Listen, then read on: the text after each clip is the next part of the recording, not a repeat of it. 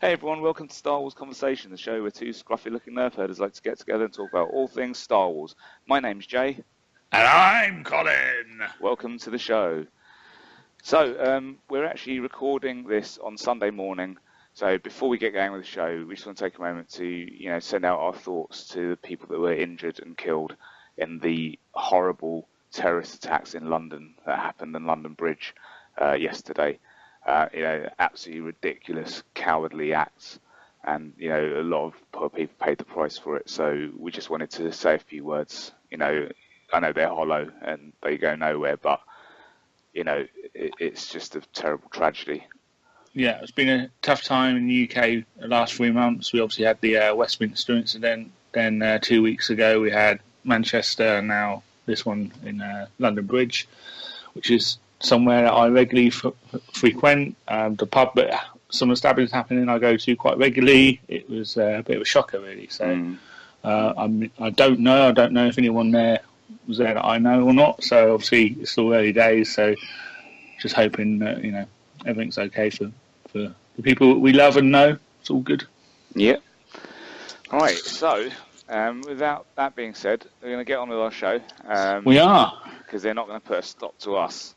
No. And, so, how's it going, Colin? You've had quite a bit of interesting stuff going on, haven't you? It's been brilliant. So, shall we kick off with a bit of what's going on around the rim? Yeah. So, around the rim for me has been mostly going to conventions. Awesome. Awesome, yeah. So, last Saturday, whatever it was, end of May, I went to Heroes and Villains Fan Fest in London at the Olympia. You looked very cool.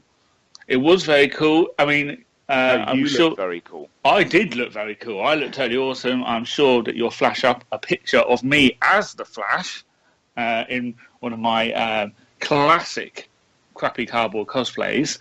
And so obviously that convention is all about really those TV shows and Marvel films, basically. So there was loads of people from Gotham, obviously the Arrowverse and Legends, and a couple of people from Supergirl, etc. So why is this relevant to Star Wars Conversations, I hear you ask? Why? Well, why is it relevant, why? Colin? Why? Because I also met Vixen, the lady Maisie Richardson Sellers, who plays Vixen, who also played Core Sella in Force Awakens. Yeah, cool. So she obviously was the character that you see about to get blown up in the New Republic, but it's an important obviously, role. Yeah, but had filmed some more scenes with Leia being sent over there. She was Leia's aide, key person. She's mentioned in the books, and obviously that character has a bit of a bigger role. So that was exciting. So I met her, had a lovely selfie with her. Did you chat with her very much? Bit of a chat. I didn't have a chance. Obviously, these things. Yeah.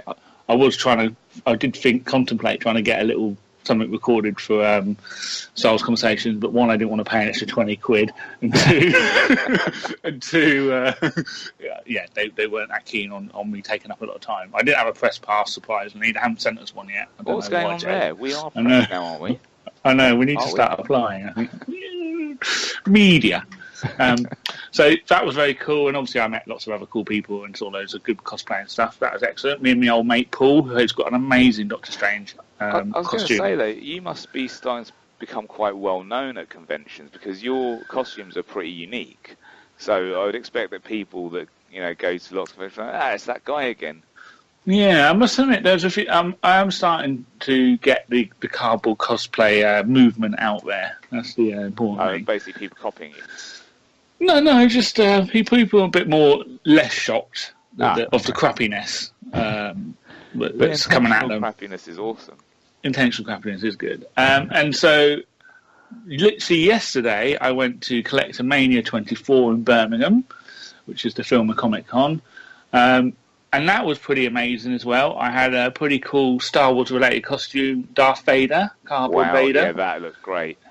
Yeah, and I stuck a nice Star Wars Convo even advert on the back. Did anyone ask you about that?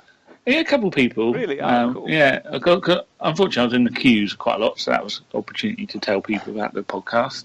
And saw lots of cool people.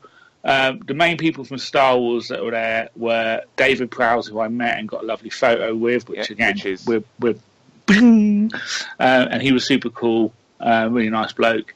There was the other Darth Vader bloke, Daniel, someone whose name I can't remember. Okay, yeah. But I didn't bother speaking to him. Oh, you didn't? And there was also Admiral Piet, Ken was his face. Oh, you went and saw him?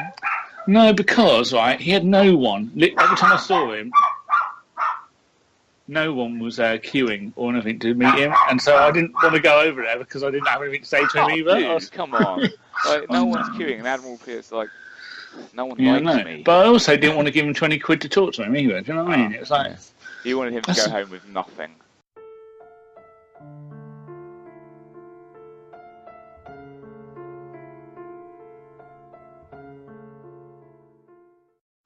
Well, I didn't mind him going home with something, but I didn't want to pay for it. I had plenty of met some really cool people like Major Kira from Deep Space Nine. Oh, you met her?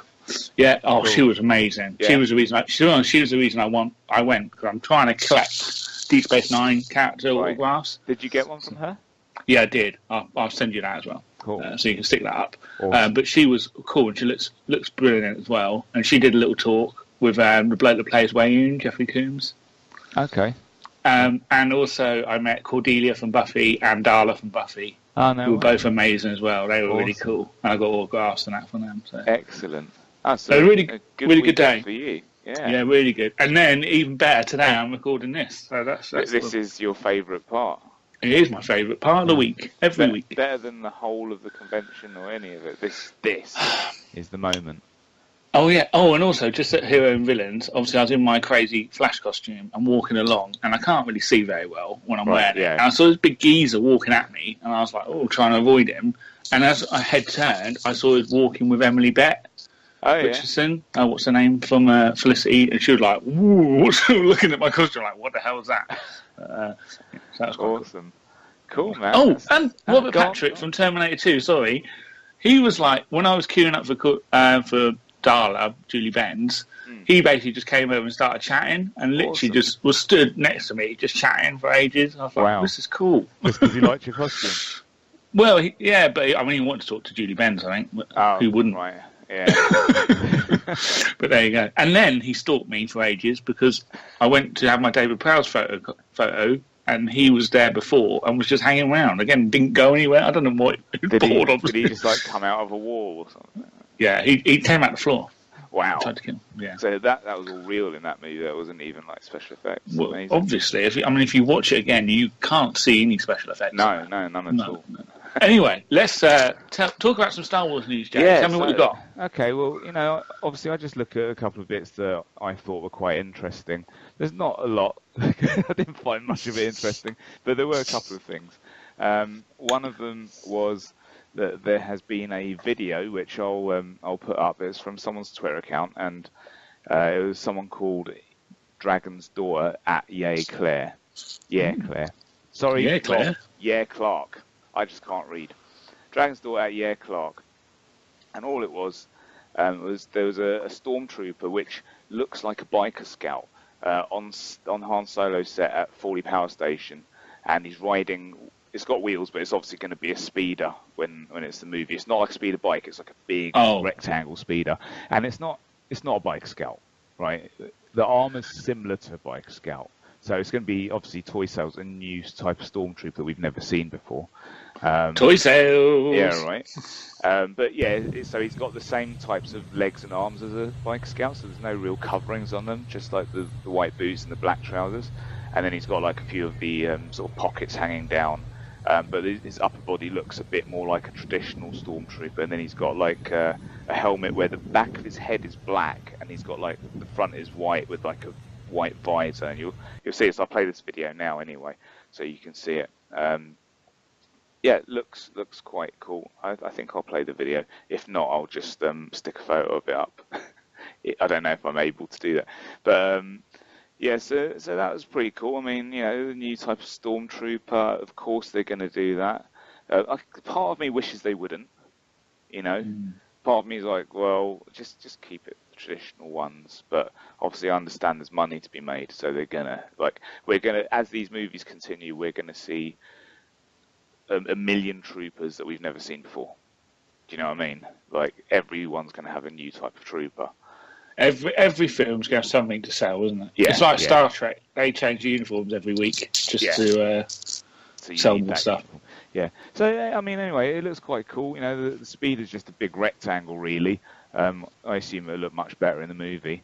And yeah, so you hope. I hope. Yeah, I hope. I really do. Interesting. What else you got, buddy? Other than that, Splash News have put up a video, which I will post, of just shots from the set of Han Solo again. And these ones have Alden Ehrenreich and Emilia Clarke's stunt doubles in the vehicle that looks to be Han Solo's speeder, the one that looks like a 1950s Cadillac. Does Emilia Clarke's stunt double have a beard? Because I love it when they do that. Yes, she has a beard and an afro.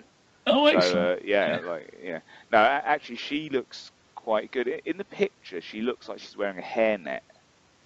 So I don't know if either maybe Emilia Clarke's going to be like a Twi'lek or something, and they'll have a with some electricity. But you know what? To be honest, if they were going to, I'd just expect they'd give her the prosthetic. Is Emilia Clarke playing Hera? That would be cool, right? Oh my god, that would be so cool! That would be cool, and it would work. I think that would work. Yeah. That would be so amazing, dude. As I say, she just looks like she's got a hairnet on, so maybe she normally wears like some kind of hat, kind of like afros or something like that, or or whatever. That could just be how she dresses. She could be playing the mum of the one that gets killed by Jabba in Return of the Jedi. Oh, what, Ula's mum? Yeah, Ula. Just because they like to keep it in the family. Yeah, well, yeah, that's actually a very good point, and that would suck, but yeah, it's quite likely, yeah. So they're quite interesting pictures. I'll post that video, everyone can have a look for themselves, and obviously anyone that's just listening to this can find that on Splash News, but also both these news reports are from StarWarsNewsNet.com, so you'd be able to and they are great. They're great, they put everything together to make it easy for people like you and me who want to look at news articles. They did also post earlier in the week a couple of articles that had new photos from the set of Han Solo as well. So if you scroll back down during the week, you'll be able to find those as well. And they're really just set photos. Like there's an aerial view of like a little town and stuff like that. So it's worth having a look if you're interested in seeing little. They're not really spoilers because they don't give anything away, other than the kind of environment that you might see in the movie. So yeah, go ahead and have a look. And that's it for Around the Rim this week. We finished our trip around the rim for today. Awesome. Okay, right. Well, would you like some comic conversations? Yeah, let's go. Let's see what you've got. Sweet, dude. Well, listen, I've been reading 2 comics this week. The first one, I'm just finding the picture of, so I can remember what I was going to talk to you about. The first one is Star Wars issue 31. Okay. And that is the second part of the Screaming Citadel story. Okay, so I really liked what you said about that last time. I'm looking forward to hearing more about this story. I really loved the first issue, and that was, I thought it was a 5-issue miniseries. Wrong. It's actually a 5-issue crossover with that start-off issue, and then it was going to go to Star Wars and then Dr. Aphra, and I think it's going back to Star Wars and Dr. Aphra again. Okay. I think. So is this issue a Dr. Aphra one? This is a Star Wars, main one. title, issue, as I said, number 31. Okay. So the first part was written by Kieran Gillen, who we love, and I just bought, because I buy all my comics digitally, I've just bought a proper copy of Darth Vader number 1, the one that came out originally. Oh, yeah. And he's going to London Super Comic Con in August, so I'm going to try and get him to sign that, and that'd be cool. Awesome. Yeah. That would be good. That will be cool. And anyway, maybe he'll do an interview with you, like that's my plan. Bunded, who was very gracious coming on the show. He was, so I'm going to try and hit him up and see whether or not he's interested. That'd be wicked, though, wouldn't it? That would be well cool. That'd be wicked. But this issue is written by Jason Aaron, who is the obviously standard writer for the Star Wars comic, and Salvador Larroca is the artist, as usual. And as you know, we've been a little bit disappointed with the last story run on there, because it was very Yoda-centric and a little bit off the thing. Fighting rock giants and having rocks thrown at his head. But, the good news is, obviously, this is a great storyline, and so they can't ruin it. Mm-hmm. Ish. Oh. So, it's a time of turmoil for the galaxy. While the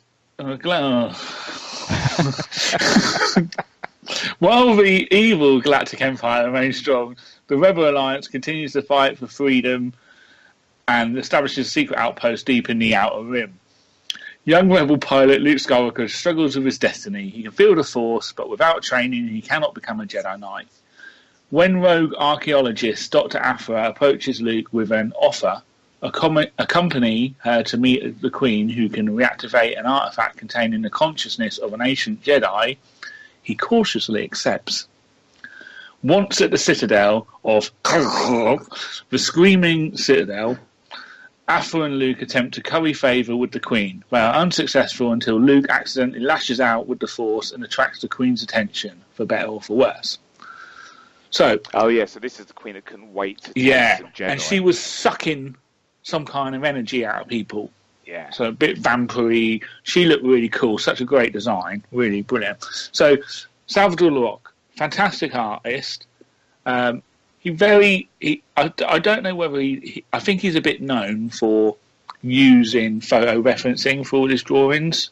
I think when he's done like loads of Iron Man and loads of X-Men and stuff, and you can quite often look at the sort of porn picture that he might have used to base his drawing on or something like that. And porn is great for drawing characters. Of course, that's always my go-to.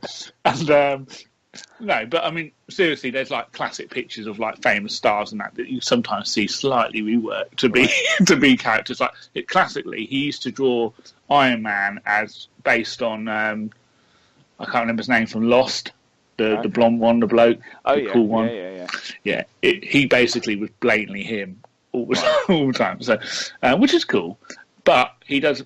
Having said that, he's brilliant on this book because the likenesses are excellent. Is there much porn in this book? No porn in this book, I'm afraid. Yeah. He's obviously not... luckily, there's enough Star Wars pictures he doesn't need to look at porn to reference his characters on. So some great stuff. The issue kicks off flashing to Leia and Han. They're hanging around with Han's ex, Sana, that I can't remember her last name, and she knows for some reason, I don't know, they know Luke's gone missing, they know he's gone missing with Dr. Aphra, so Sana reckons there's trouble, so basically them three are going to go off to try and find him and make sure he's okay. When it cuts to back to the Screaming Citadel, and basically Aphra and Luke are going for breakfast with this Queen, because she's granted them a chance to meet with him. Right. And there's basically she brings out the food and it's in like the bowls and it's very Temple of Doom, snake supplies, monkey brains. Yeah. Right. So she's got these things and they're there, and basically she wants to know more about Luke, and that Aphra's trying to get this deal so she can get her to open this magic box thing that's got this Jedi's consciousness in it. And the Queen wants to see that Luke is going to show a bit of Jedi power first, though, and he's struggling. He's having a bit of trouble getting it up in terms of forceness, and so they put a knife against his throat and try and push him and that kind of thing. And it's obviously Aphra's not being genuine with Luke. I mean, this is the only slight problem with the story. It's so obvious that this Queen is not going to let them go. And then all of a sudden, the twist is, underneath that plate is some kind of monster thing that's going to try and eat them. And so they have to do a runner. And so again, not a surprise. Do you know what I mean? Obviously, she's obviously never going to let, if Luke displays, she's obviously some kind of collector, a bit like the Collector from Marvel, you know? Yeah. And so there's no way she's going to let him go. Sorry about my dog barking. They're very naughty.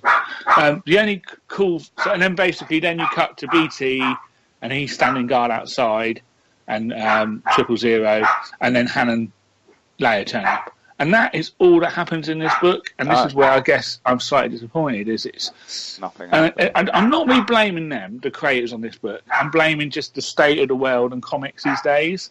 It's just so extended.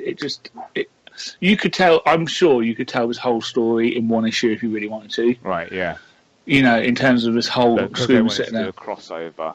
It's just so drawn out. Put a bunch of filler in there. Yeah. There's a really cool image, and I've sent you this, of all these different aliens trying to get them, chasing them. And I don't know whether that's supposed to be zombies, but one of them is a Gungan. And he looks like a zombie. It's so cool. Okay. So have a look at that. It looks really good.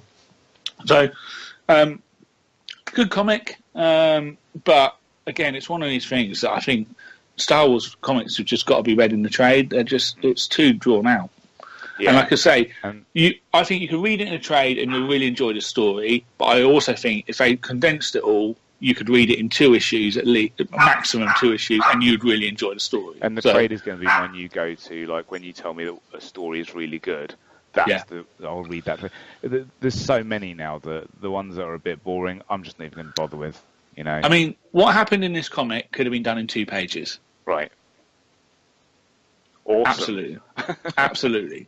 I think, well crafted, and Alan Moore could have told this in 2 pages easily. Do you know what I mean? It's just, again, so I'm not slighting them because that's what they have to do. They're told to do this, aren't they? Yeah. They're told to spread it out, aren't they? So, the art's so good that you don't mind looking at 20 odd pages of cool Star Wars stuff, but yeah, that's just a disappointment. My next comic is Poe Dameron, the lovely Poe Dameron, number 15. Favourite of yours? Another favourite of mine. And this is Book 3, Part 2 of Legends Lost. It's I'm not going to tell that beginning bit. Oh, it's a time of uncertainty in the galaxy, standing against the oppression of the First Order as General Organa's resistance, including Poe Dameron and his team of pilots, Black Squadron. Poe Dameron and his team have recently emerged from a bittersweet victory.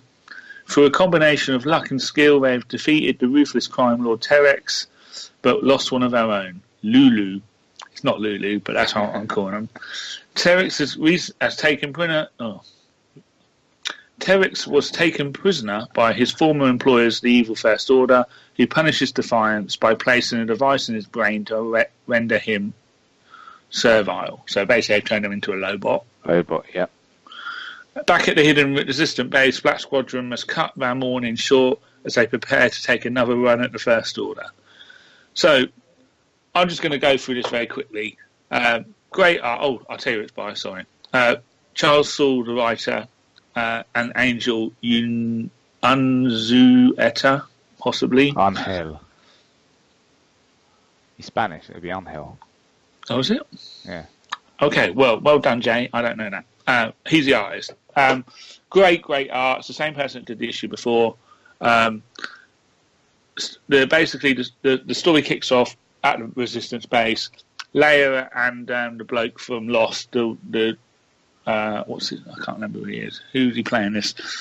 What's rubbish is they don't ever tell the names of the people.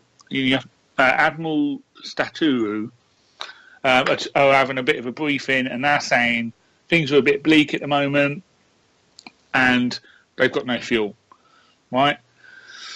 Then it cuts to this cool, some kind of smugglery, naughty person, Captain Pirelli, and down in the mid-rim, and that's probably wrong as well, down in the mid-rim, and they've got some kind of big fuel ship. Now, Captain Pirelli is some kind of baddie smuggler, not, no good person, but I think she is one of those things from Camino, one of those aliens. Oh, yeah. She looks like that anyway. They've got more than one arm. Have they got more than one arm? More than two arms, sorry. They have 2 arms. Oh, well, this one's got 4 arms. But she looks really like that person, those aliens. So I don't know if she is or not then. Anyway, So it cuts to her, and she gets boarded by the Imperials. And there's this woman in it again that I thought was Phasma last issue, without a uniform on. And she looks like... have you seen Pitch Perfect 2? Probably not. No. Anyway, the German band, she looks like the lead singer of that. Okay. And she's cool. And she is what I would imagine Phasma would look like underneath. If I didn't know she was played by Gwendolyn, what's-her-face, I would imagine Phasma to look like her underneath. Okay. So in my mind, she doesn't look like Gwendolyn, then she looks like this woman. Okay. Now, throughout the whole issue, they don't tell you what her name is. You'll have to send me a picture of the woman from Pitch Perfect. And I will. I'll send you a picture of her. Yeah, I'll do that. So I can't tell you what her name is because it doesn't say in the issue, and I can't remember from last week. So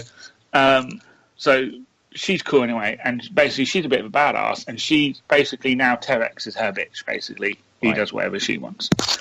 And so the twist is, Poe's little gang have got to go and steal this fuel-filled freighter, but the First Order have turned it into a little trap. It's a trap! And it's actually got no fuel on it, they've just faked the readings. It's a trap! And they've turned it into the episode of Speed. Because once it starts going, if it stops, it's going to blow up. And the other twist is, because the Resistance only had enough fuel to fill one X-Wing, so Poe was going to do the mission on his own, but then his whole gang said, no, let's just share the fuel and we'll make it work, guys. And so there's all of them with no bloody fuel, in a tanker with no fuel, about to blow up, and they get stuck in an asteroid belt. Great plan. So look, I'm not going to tell you what happens, because to be honest, it hands on a cliffhanger. I reckon that Poe survives. But it's quite a fun story, actually. Yeah, but the issue with this Poe Dameron comic was, I thought, to be honest, this was a mini-series. And I can't see how they can drag this out and not just keep... I don't really care about the story. I thought this was actually going to be the story where they lead... Because when it first said, Poe's going to go off on a mission on his own, I thought this was going to be more direct tying into Force Awakens and going to find Law Centena, whatever her name was. But it wasn't. So a bit rubs, really. Not a bit rubs. Good comic, good art, good writing.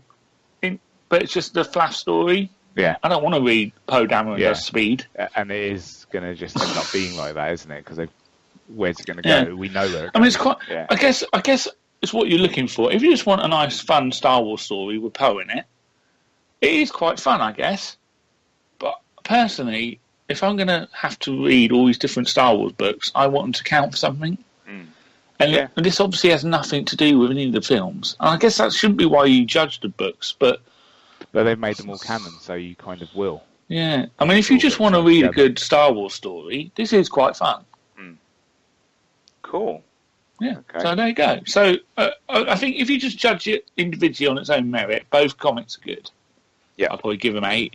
But if you want this to mean something and be part of this whole a reason to go and buy it, because you're a Star Wars fan and you want to see the whole story and not miss anything, don't bother with these. Right, because you're not missing anything. Okay, good reviews from Comic Conversations. No worries, my friend. So, that's it for today, isn't it? Yeah, I think we've done it. We've managed to bring in a nice half-hour show, approximately. Don't talk too soon. We've got to talk about Taylor Network yet, and you know how long that takes me. Yes, well, then let's do the first bit. So, thank you for joining us, everyone. We'll be back next week. Until then, you can catch us on all the social medias. If you look for Star Wars Conversations or hashtag Star Wars Convo, or if you look for Colin, you'll find him on Twitter at Captain Colin. And if you look for me, you'll find me on Twitter at EagleEye1933. We're also on the Taylor Network of Podcasts, which is a great place for finding all kinds of podcasts, such as Nothing's On, No Apologies, Powered and Shift, Double Pay Spread, Gotham by Geek, Go Trek Yourself, Noodle, stop joining in. And all the other brilliant ones, and also DCTV on the Half Hour Wasted Network is really good. There you go, you managed to wrap that up pretty quick too. Thank you. That's because the dogs are killing me. right? They're really trying to ruin this for you. Yeah. Right, let's go then. Right, thank you for joining us. Until next time, Punch it, Chewie! may the force be with you. Into